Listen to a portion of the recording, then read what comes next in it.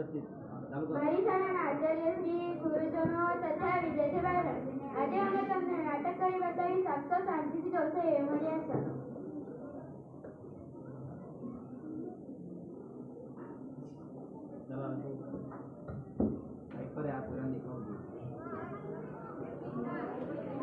सूर्यास्त हो रहा था. पक्षी चहचहाते हुए अपने अपने नींद की ओर जा रहे थे. गांव की कुछ स्त्रियां पानी लेने के लिए घड़े लेकर कुएं की ओर चल पड़ी. पानी भरकर कुछ स्त्रियां तो अपने घरों को लौट गई, परंतु उसमें से 4 कुएं की पक्की जगह पर बैठ आपस में इधर उधर की बातें करने लगी. बातचीत करते करते बात पेटों पर जा पहुंची. उनमें से एक की उम्र सबसे बड़ी लग रही थी. वह कहने लगी, भगवान सबको मेरे बेटे जैसा बेटा दे. मेरा बेटा लाखों में एक है. उसका कंठ बहुत मधुर है.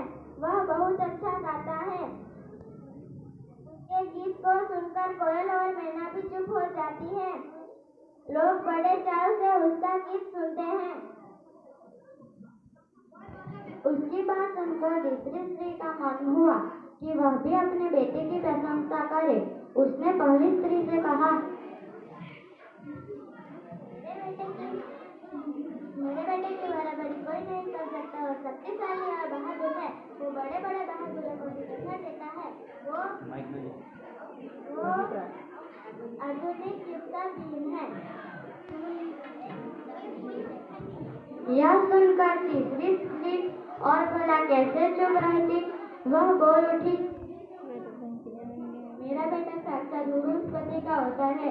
वो जो कुछ पढ़ता है एकदम से याद कर लेता है. ऐसा लगता है मानो उसके कंठ में सरस्वती का निवास हो. तीनों औरतों की बातें सुनकर चौथी स्त्री चुपचाप बैठी रही. उसने अपने बेटे के बारे में कुछ न कहा. पहली ने उसे टोकते हुए कहा, क्या बहन, तुम क्या सुखा? तुम भी तो अपने बेटे के बारे में कुछ बताओ. चौथी स्त्री ने बड़े ही सहज भाव से कहा, मैं अपने बेटे के बारे में क्या बताऊं? न तो गंधर्व सा गायक है, न भीम सा बलवान और न ही बृहस्पति सा बुद्धिमान. कुछ समय बाद जब वे सब घड़े सिर पर रखकर लौटने लगी, तभी किसी गीत का मधुर स्वर सुनाई पड़ा. सुनकर पहली स्त्री बोली,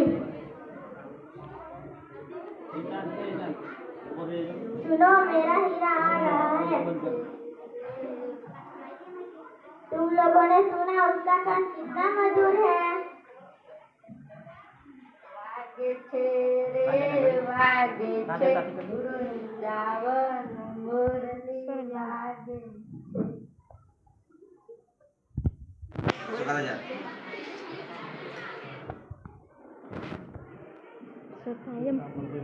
वह लड़का गीत गाता हुआ उसी रास्ते से निकल गया. उसने अपनी माँ की ओर कोई ध्यान नहीं दिया. इतने में दूसरी स्त्री का बेटा उधर से आता दिखाई दिया. दूसरी स्त्री उसे देखकर गर्व से बोली,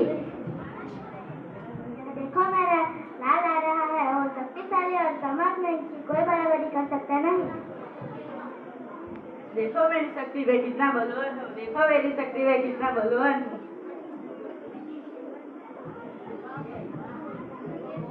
वह यह कह ही रही थी कि उसका बेटा भी उसकी ओर ध्यान दिए बिना ही निकल गया. वे कुछ आगे बढ़ी तो एकाएक तीसरी स्त्री का बेटा भी उधर से संस्कृत के श्लोक का पाठ करते हुए निकला. देखो, यही है मेरा गोद का हीरा. इसे कौन बृहस्पति का होता नहीं कहेगा.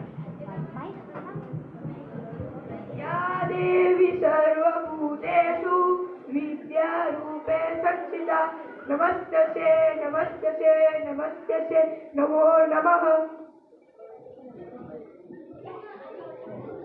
परंतु उसका बेटा भी माँ की ओर देखे बिना आगे बढ़ गया.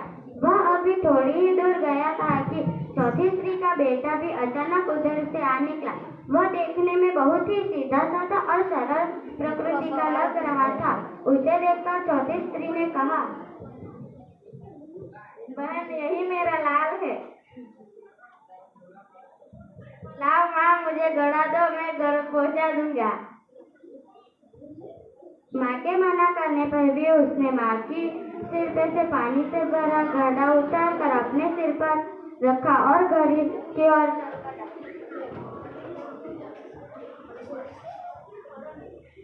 तीनों औरतें बड़े ही आश्चर्य से चौथी स्त्री के बेटे को देखती रही। एक वृद्ध महिला जो बहुत ही देर से इन औरतों के पीछे चलती हुई बातें सुन रही थी, पास आकर बोली,